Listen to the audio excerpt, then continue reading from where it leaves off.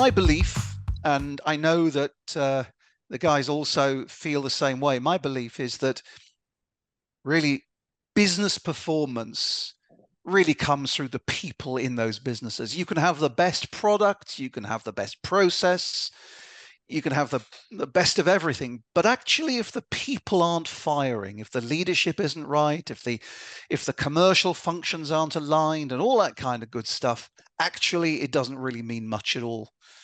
So that is why a number of years ago we began to ask ourselves the question, what is the difference that really does make the difference? Because if you think about it, many organizations these days, particularly sales organizations, commercial organizations, they'll have their Microsoft Dynamics or their Salesforce or whatever it might be.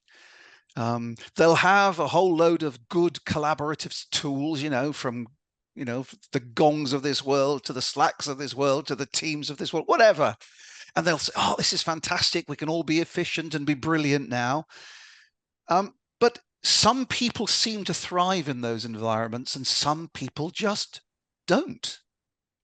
And that was fascinating to me. If you put everybody in the same place and you say to them, here are all these tools and resources, in the end, you got to say that performance then comes down to, yes, quality of leadership, quality of management, possibly environmental factors, of course, and then, of course, the attitude of the people who are actually doing the role. And that was the thing that really fascinated us. We thought, well, we can't write a book about all of this. Let's write a book about the attitudes and the beliefs. Let's research what it is that we can discern that sets some of these folks apart.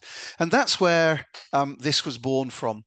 And I'll put a commercial hat straight back on.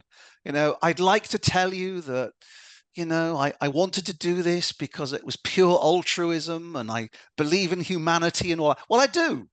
But actually, we had a publisher who said, we don't think there's a lot of good stuff written about sales and leadership, and we want a good book. So that was why we focused, first of all, on salespeople. And I'm jolly glad we did, because for the last 5.5, 6 years now, we have been leading sales transformation programs globally, often using the research of the Salesperson Secret Code. And I'll share a little bit more about that with you as we go forward. So let's just have a little look about the background here, about what we did. We basically wanted to make sure that we had researched groups from a range of vertical markets. Now, with sales, of course, we all know that processes differ depending on markets, length of sales cycle differs, and so on and so forth. But we went out to a number of companies across different marketplaces. And what we were looking to do, and this is very important, because if you decide that you want to use the secret codes, be it salespersons or leader secret codes, I'm very clear. We were looking for a benchmark. We were looking for something that people could compare themselves with, but we were not looking for something that was set in stone. It wasn't to say, if you do not align to this research, you are not a good person. That's not the way we operate. What we wanted to say was, look, we've spoken to a range of people. We've interviewed them. We have psychologically profiled them. Everybody who went through the process did a behavior psychometric. They did a beliefs and values psychometric. We developed our own beliefs and values questionnaire. We also profiled them for their readiness for change and their ability to reflect. So you can see that what we were doing was gathering a massive amount of data, which then enabled us to simplify. I remember the academics we worked with said that if we gather more data than we need, we will know that we've done a good job. We will never use all of the data in the book because there'll be too much. But at least we can say that we have a high quality output. So fundamentally, when we've gone to this range of companies, and they were in different parts of the world, the only area of the world where I'd say we're probably a little light would be South America. But we got the benchmark. And what we then did, we were actually able to divide the research groups, the research data into two groups. And you can see there we had 500 in each group. And basically what we then did was more detailed research. So again, we were able to identify the top performers, and let's just say the lower performers, and that's very important. Many companies, were not able to provide detailed data. It has been a source of amazement to me how many organizations out there don't have as much data as they would believe they would have you believe. And that's where we've been working since. A lot of organizations simply do not have the quality of data that we might have expected. So if you're talking to some of your clients about that, you might also find the same thing. But fundamentally, by the end of the process, we had identified the two core groups, if you like, of higher performers and lower performers. And just to put that into context for you, I'd just like to share this little video with you, which I think in 3 minutes summarizes the whole process.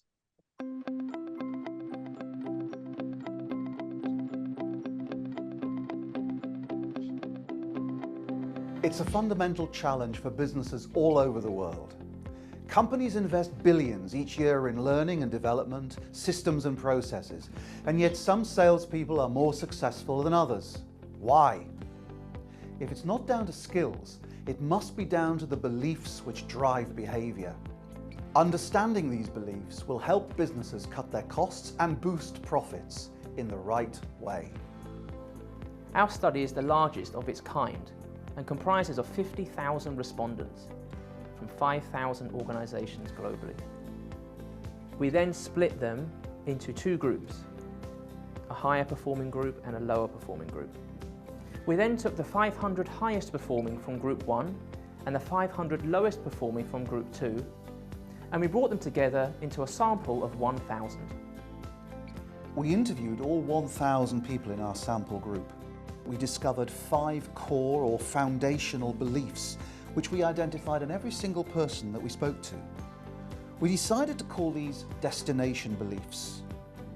The 5 destination beliefs are fulfillment, control, resilience, influence, and communication. Destination beliefs are necessary components of a salesperson's belief system. But what really separates the top performers from the lower performers is how those beliefs are interpreted and synthesized internally. Our interviewees described a wide range of attitudes towards each belief. We call these journey motivators. All salespeople want to feel successful and fulfilled. Some are driven more by fear than they are by desire. All salespeople recognize that someone or something is accountable for success. Some believe that they're victims of circumstances and can't control events. Others believe that they are responsible for their own destiny. All salespeople recognize that facing challenge and adversity are a fact of life. And some people work even harder to win through. Others work smarter. All salespeople recognize that having influence is an essential component of their success. Some people believe in being stronger and louder. Other people believe that influence comes through flexibility. Every salesperson recognizes that communication is key. Some prefer to communicate quickly and clearly, and others prefer to communicate through a continuous and meaningful dialogue. Our research uncovered that the top 5% of the top performing salespeople shared an almost identical balance of intensity of the 10 journey motivators. This is the secret code.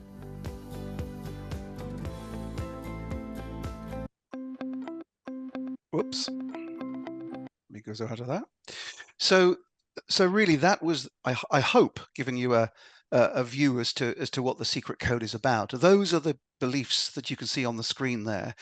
And I emphasize, when we were interviewing salespeople, every single salesperson you would interview said, well, I'm in this career because I actually want to feel fulfilled. I want to be successful. But when you actually ask, well, how do you drive towards that success? So many people said, well, I actually will admit that I have a sense of a fear of failure, and it drives me towards succeeding. And what was really interesting was that many of the most successful salespeople actually have a higher sense of fear of failure than some of the lower performing salespeople. And that was the fascinating thing. It's not about mutual exclusivity in these journey motivators. It was about a sense of balance.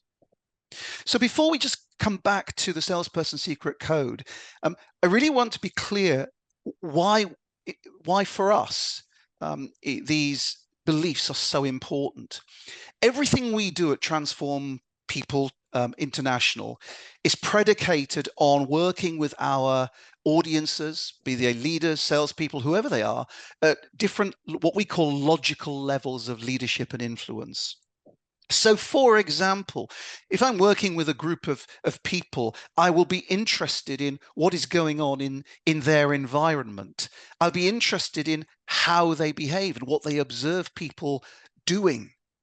And when you listen to people talk, you'll say, so what's it like working here? And they'll say, oh, well, it's stimulating in this company, or it's, oh, they manage us with a rod of iron in this company, or whatever it might be. And you immediately know that the context or the environment that they're in is going to have an impact on their desired state at the top, that outcome that they want. For example, if you've got a salesperson who wants to feel extremely fulfilled because they have a desire to be better than they ever thought possible, but they're working in an environment which oppresses them, they're never going to succeed. So each of these logical levels is absolutely linked one to the other. And the interesting thing is that many organizations will focus on environment, they'll focus on behaviors, these are our behaviors in this organization and all that kind of stuff. And they'll even focus on capabilities or skills. They'll write processes and competency frameworks, and rightly so. But that's not everything. And when you look at some of the available psychometrics that are around, you will see that a lot of those will focus on what we call the lower levels of influence, whereas the why we do what we do, the beliefs we hold, the attitudes that we hold towards our customers, towards our organization, towards why we turn up at work in the first place, that surely is going to have an impact. Why we do what we do is just as important as what we do. So that's why we wanted to research the secret code, because we believe that if we could work with our clients, we could say to them, look, we know that you do a lot of work around behaviors and skills and context. We know that you probably do a lot of work around your strategy, your desired state, but you'll never succeed if you don't join them, if you don't create the bridge between the two, which is beliefs, values, and sense of purpose. So that's why it's so important to us at Transform Performance. And that really is where the secret code came from. We work with many sales organizations and salespeople, and we'll say to salespeople, hey, what do you think the beliefs are that you hold? What are your beliefs? And the fascinating thing is that many people really do not know what a belief is. I mean, there's our definition on the screen. But if you stop and think about, well, what do you believe about your company, about your role? What are the beliefs that are important to you?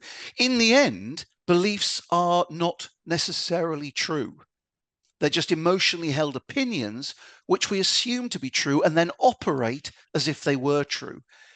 Now, think about what that could mean when you're working with a group of salespeople. Example.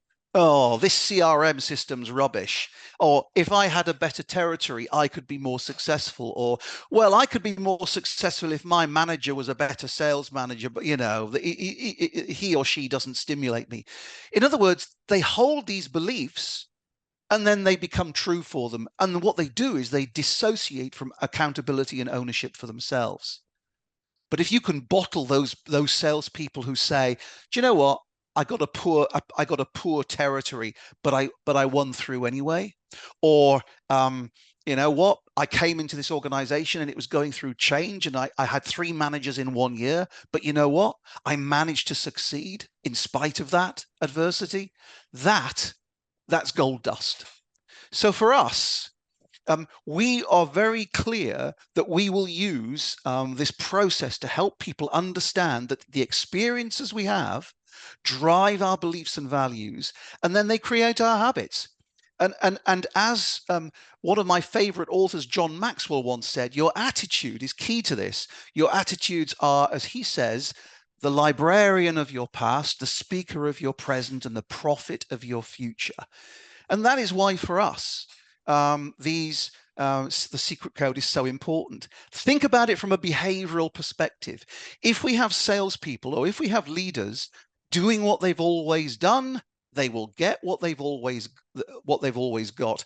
I mean, this is a silly video, but it demonstrates for me how this works. Here's a guy who's been a chainsaw operative, and he retired last week.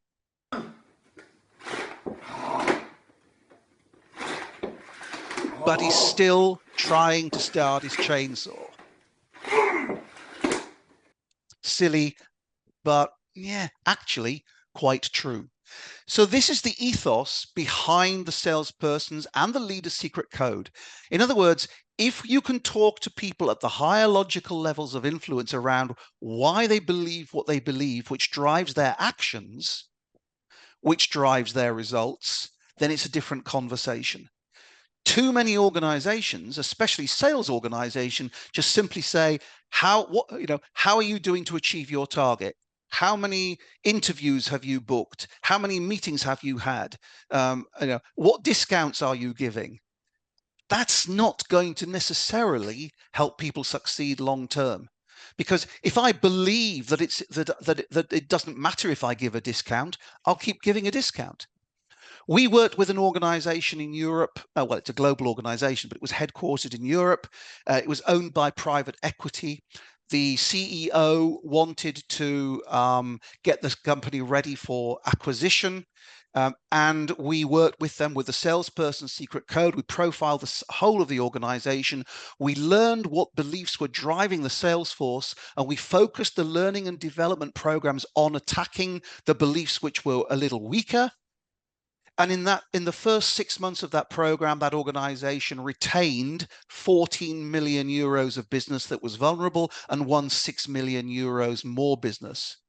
Now, the reason I share that with you is not to brag, but to emphasize the point that in the end, organizations that truly want to transform and have commercial objectives have to work at the belief level with their people. If they don't, then I think they're missing a trick.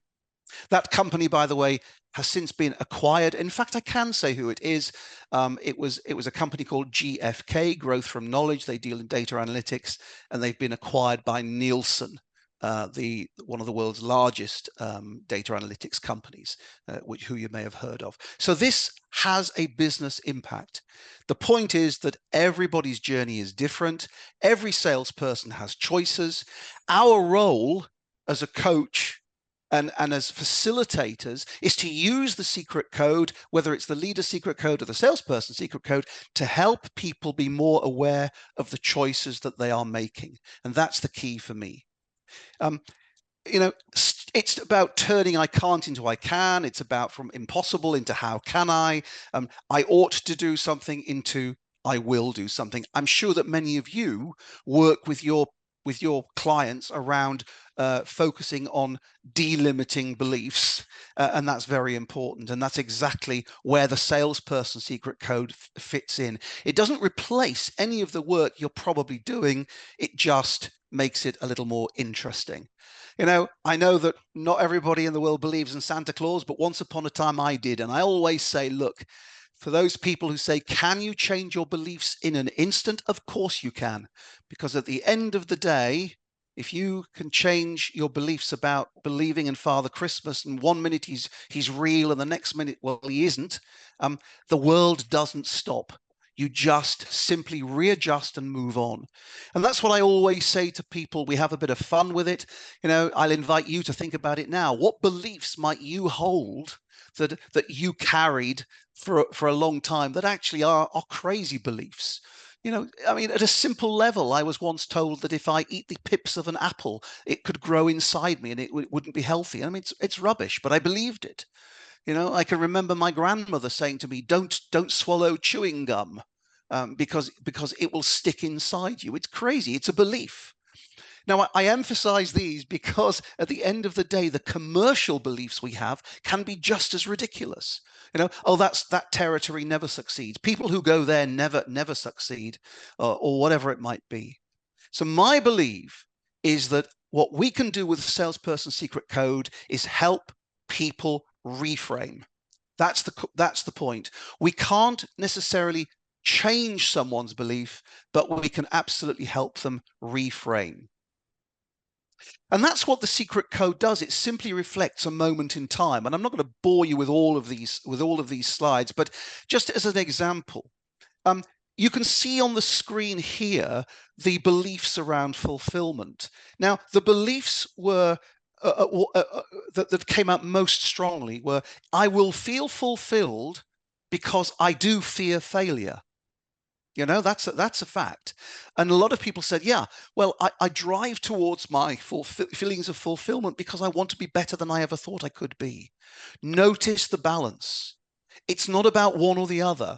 It's simply about saying, yeah, I can recognize that I can hold these beliefs and they both drive me. But just imagine what it might be like if I had too much of the drive to succeed. I might be like a man in a rocket, and I might actually be so focused on my success that I spin off out of orbit and disappear into outer space. So we always need something, you know, to achieve that orbit. We need a bit of gravity to hold us back. Maybe we do need a little bit of fear. You know, we don't necessarily want to all be the Wolf of Wall Street. So it's very important for me that we work with these top performers to think through how they are going to work with the beliefs at that higher level in those logical levels I talked about earlier on.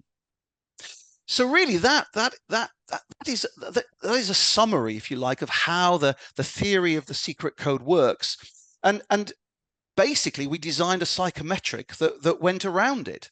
And the psychometric comes out at about a 30-page report, and it measures each person's beliefs according to those beliefs. And I'll just quickly go back to that share now and share the actual code with you. Where are we? Where is it? There it is. Just quickly share that slide.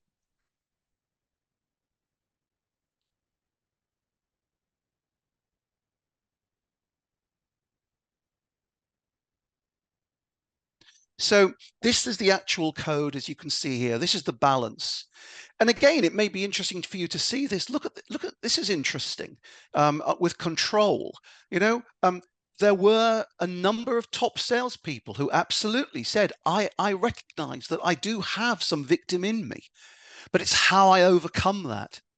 Where you have too much hero, you often find that they were the lower performers, and they weren't as self-aware. Similarly, look at the split. It's almost equal, isn't it? With resilience between work hard and work smart. I lost count of the number of successful salespeople who said, in the end, if the going gets tough, I have to put in an extra shift. So again, I won't bore you with the whole of this now, but you can see the kind of conversations that you can potentially have with somebody when they have a report. And this is what the report looks like. It's you know, like a standard psychometric. We ask 107 questions. It measures those 10 journey motivators, the reflective learning, and change readiness. And basically, the respondents are invited to agree, disagree, or remain neutral. In other words, a fairly standard questionnaire response. And we also measure the intensity with which somebody holds that belief. And that's quite interesting. And again, with a few technicalities, just so that for some of you who may be a little more technically interested, we have, this is very technically validated. Obviously, it has face validity. In other words, people who've gone through it say, yep, that is it. It has construct validity because we had a good research process that went through it, and we can demonstrate that research. So again, if you decide that you're interested in using the secret code, you will absolutely have the confidence that the secret code is worthy of its worthy of merit. There is something else that I should also say. We also measure social desirability, which is very useful because it means that we can measure if somebody is actually trying to answer the questionnaire as if they are thinking about what we want them to say. And this is how somebody would achieve their overview results. And basically, you can see here on the screen that the little blue circles are the actual secret code, and you can see the orange circles are how the individual measures up against that. And again, it's not about right or wrong. It's about working with groups of salespeople to say what might be causing us in our environment to feel more victim orientated. What might be causing us to behave in a more victim orientated way? What might be causing us to believe that we are more victims of circumstance? So you can see that we would work with all of those logical levels across each of the beliefs to have some really fantastic conversations with salespeople. And in all of that, we will provide them with a lot of hints and tips. I know this probably isn't very clear. It's not really meant to be, but we give them, some ideas as to what they can take away and think about based on the scores that they've had. And I mentioned earlier they have a reflective learning score and a change readiness score. And again, we give them some insight into that. So that really, in a nutshell, is the salesperson's secret code. The leader's secret code is very, very similar. We just measured leadership beliefs in a slightly different process. Either way, you can be sure that you've got academic rigor. You've got a sound process. We've now used this on, I think salesperson secret code has now been used on over 4,000 salespeople. Leader's secret code is not far behind. It's 2 years behind, but actually over the last couple of years we've done a lot of work with leaders, and I think that's somewhere around the 2,500 mark in addition to the original research group. So very, very robust.